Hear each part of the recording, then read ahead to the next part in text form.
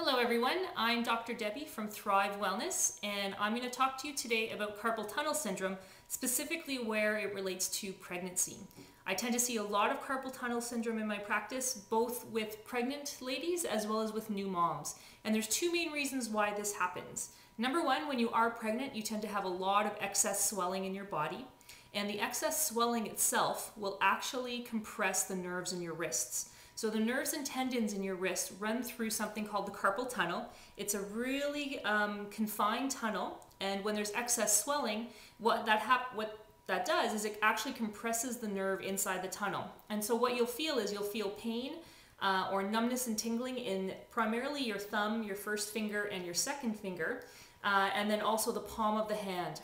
The median nerve, which is the nerve that gets compressed through the wrist, controls the muscles of your thumb. And so oftentimes you'll have a lot of fatigue in these muscles, or you'll even feel very weak or clumsy in the morning. If you're having a lot of those problems, most people will tend to feel worse when they do wake up because they've slept with their wrists in some sort of awkward position, which further makes that nerve more irritated. So a couple things that you can do for that is to actually get some over-the-counter wrist splints, which you can sleep with. And then that way you're ensuring that you're sleeping in a position that's comfortable for your wrist. You'll have a lot less morning symptoms. When you are having those problems, you also want to try to minimize what you do that's going to aggravate it, such as working too long on the computer or doing a lot of chopping or cooking. So with those situations, I always recommend that people take lots of breaks and try not to go too long without stopping and resting.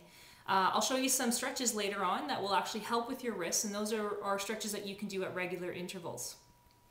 The second instance where I tend to see a lot of carpal tunnel is in new moms. So when your baby is small, you're holding them a lot, you're carrying them, changing them.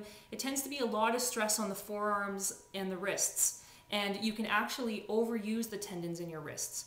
The tendons also run through that little narrow carpal tunnel, and so when the tendons swell, you actually will again compress that nerve. So what can you do for that? You can also do the same things in terms of stretching, trying to minimize the amount of weight that you're carrying around with only your wrists, and try to take some frequent breaks as well.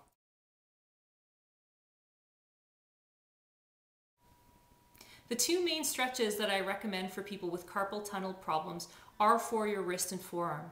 For the first one, all you want to do is hold your arm straight out in front of you and pull your fingers towards you, bending your palm inward.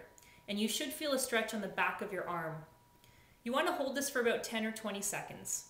The second one is simply the reverse, where you're pulling your fingers away with your palm facing outwards. Again, holding it for about 10 or 20 seconds.